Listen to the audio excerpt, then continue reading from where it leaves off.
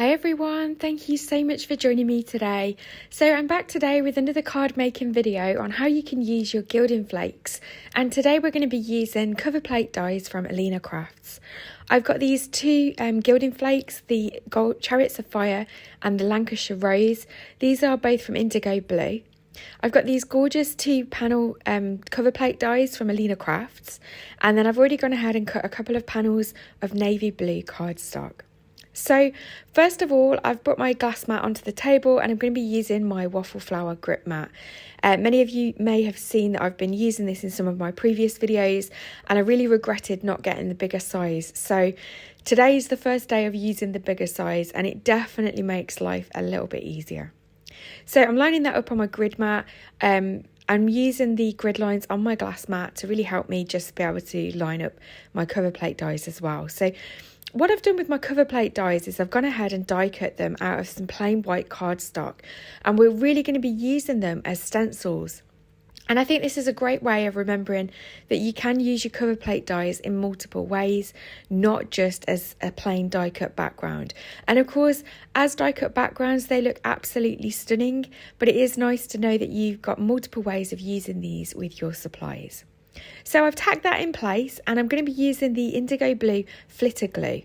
Now this is a tacky glue, so other tacky glues that work with gilding flakes would be fine for this technique as well, whatever it is that you prefer to use. But this is what I've got, and I absolutely love this product, and I think it definitely makes it a lot easier when using your gilding flakes. If you're new to gilding flakes or you've not seen me do this before, I have got a beginner video which I'll link above so that you'll be able to have a look at that if it's something that you're interested in trying out a little bit more. But there you can see we've got all that tacky glue through the cover plate die as a stencil. So I'm going to pop that aside just to give it a minute or two to dry, and we're going to work on the next panel as well. So again, I'm just tacking this in place. Now the reason I'm using tack tape on the sticky mat is because the grip mat is holding my card panel in place, but the die cut panel is not bigger than the card panel underneath, so I need something just to hold that in place. So that's the only reason why I'm having to use some low tack tape here. Because of the design of this one, I had some washi tape down the sides as well, just to hold that nice and flat. And then again, I'm just coming back in with some FlitterGlu and the fat foam sponge. And again, all you're doing here is just using it as an ink pad basically. So you're loading it up with some glue, using it as an ink pad, and then we can peel off the design. If you've missed anywhere, quickly lay it back down and add a little bit more glue through there. And then you can see we've got that gorgeous pattern. So I'm going to go ahead and wash all my supplies while that's drying, and then we'll be able to add all our gilding flakes. So first off, I'm going to use the Lancashire Rose Gilding Flakes. This is a lovely mix of like rose gold and normal gold. So all I'm doing is selecting some of the flakes out. I want a good mix of the two colours, so I don't want to risk it just becoming a panel of all rose gold and then the odd bit of gold in a corner. So it's good. This is the good thing with coloured flakes. You can pick out which flakes you want to use and then be a little bit more selective. Once I've added all the flakes to my card panel, I'm going to pop the excess back in the pot, and then I'm going to go ahead and use my Scoochy foam just to bring out all the detail. And that's what this foam is doing. If you don't have an abrasive foam, you can use a paintbrush. I just find with a paintbrush, it just takes a little bit longer, especially when there's a lot of detail. But there you can see all that lovely detail revealed using the Scoochy foam. So next we're going to work on our second panel. So for this one, I'm just going to use the gold flake. So this is the Chariot of Fire flakes from Indigoblu. And we're going to do exactly the same thing. We're going to pick out the flakes and then just push them all into the glue with our fingers. And then for this example, I'm going to show you using the paintbrush, just so that you can see that it can be done, but obviously it does just take a little bit of time. The one thing I do like about using a paintbrush though is it does seem to leave a little bit more shine. Sometimes with the abrasive foam, especially if you go over the same areas too many times, it kind of scratches it. It gives it a scratchy look. So the paintbrush doesn't do that, but it does just take a lot of effort. So, but yeah, it can definitely be done. So I'm just using a small paintbrush here. I'm sure you could use a bigger one and maybe that would be a little bit quicker, but I'm using what I've got and I'm just going into all those areas. I think because some of the curls are quite tight as well, or the swirls, it's a little bit tricky to get the paintbrush in there to get all the detail off, and I do use the sponge just in that corner. But again, you can just see the really gorgeous reveal of the pattern once you've brushed off all the excess of the flakes. So now we're going to go ahead and turn these into cards. Now, off camera, I've already matted this to a small layer of gold metallic cardstock. And I'm going to use this sentiment die from WaffleFlower. It says with love, and you've got the two different fonts. So I'm going to use the bolder font here, or the printed font, rather than the script font. And what I'm going to do is I'm going to die cut the solid word from metallic gold cardstock, the same gold that I've used for the matte layer. And then I'm going to do the background out of some vellum. So I'm going to go ahead and die cut those. And then what I'm going to do is just carefully add a little bit of liquid glue behind the die cut to attach it to the vellum. Now you could of course have used double-sided sticky adhesive sheets here. To be honest, I always forget that I've got them and I always reach for my liquid glue, and 9 times out of 10 I get away with it and find it's absolutely fine. So I think sometimes it's just what you've got on hand, so it's nice to know there's multiple ways of doing things. So once they're all stuck down, I'm going to have a little play around with the layout on my card panel before I stick anything down. And I think it's always really important to just have a little play around with your layout. Make sure you're happy with it before you stick anything down. So I'm just going to get my background stuck down to my card blank. And I'd already decided that I really think the sentiment just gets lost and I really want to pop it up. Now I had to go with some foam tape off camera and it was just... you just couldn't hide it behind the vellum. So I decided to use some white paper scraps and I've die cut each of the words out 3 times and I'm just going to glue them all together. And then what I'm going to do is once I've stacked them all together is I'm going to stick them behind the vellum.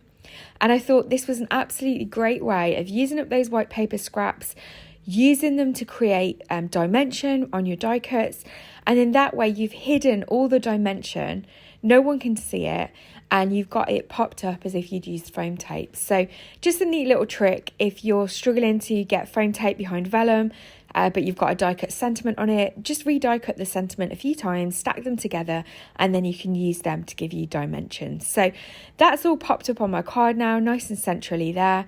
And then next what I'm going to do is just add a little butterfly just to add some extra little interest.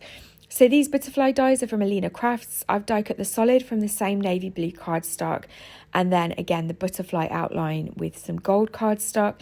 I'm just going to glue the bodies together like that, and then just add some glue to the body at the back just so that I can keep the wings popped up on the card. And then that is the first finished card for today. So I really hope that you like that one. We're going to go ahead and turn the second panel into a card now as well. And for this one, I'm going to use the Gina K Designs Kindness Silhouette stamp set.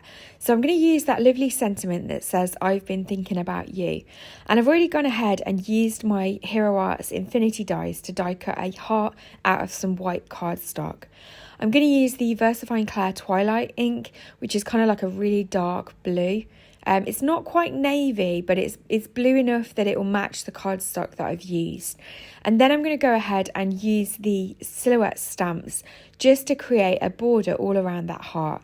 So I'm just bringing in a scrap of cardstock. I've already got the sprig or silhouette sprig on my stamping block, and I'm just going to go around all the outside, just stamping that down. I thought I'd use maybe a mix of generations of ink stamping here, but I actually decided I quite like the bold look. So I'm just going to go ahead and ink that all around. Once we've got that lovely foliage border to the heart, we can then go ahead and pop that on our card. So I just think that was a really nice way of adding a bit of extra detail to the sentiment. I'm just using a little vellum strip around the middle of the card, and I'm just going to use some double-sided adhesive tape to tack that in place. Now I know that I could have used less tape here. I could have just popped a little bit underneath and I could have trimmed off some of the excess vellum, but it was just easier for me at this stage to use the double-sided adhesive tape like this. It also meant that I knew that it was going to stay in place on the back of the card, and then I'm going to go ahead and add some liquid glue all over that as well. Once I've stuck that down, I can then go ahead and add that lovely heart sentiment to the centre of our panel. So I like to make sure that all my borders are nice and even before I push it down and make sure the glue is stuck. But I'm going to add a little bit of foam tape to the back of this heart here as well, and then I can just pop that on the centre of the card there. I kind of felt like the card was still missing something, and some of the gems that I'd got just didn't really work. So I decided what I would do is add a little strip of gold metallic cardstock across the vellum. That just kind of broke up the vellum strip a little bit and added just an extra little bit of added interest to the front of the card. And again, I'm just using a thin amount of liquid glue here to just make sure that I can stick that down to the vellum. Again, you could use double-sided adhesive tape or a tape runner if you prefer. And I've gone ahead and die cut this foliage die from AlinaCrafts. And again, I'm just going to trim off a little bit of the excess and tuck a little bit of that behind the card. Now, on camera, it kind of looks like it gets a little bit lost, but in real life, you can see it quite nicely. And I hope it shows on the photos at the end as well. I just kind of felt that it really just added something a little bit extra to the card. And so here's our 2 finished cards for today. So don't forget to let me know in the comments below which card you preferred, which was your favourite. As always, if you've enjoyed this video, please don't forget to leave me a like. And if you'd like to see more from my channel, then please consider subscribing if you're new here. I'll look forward to seeing you in the next video. And very soon I'll have something very exciting to share with you. So take care.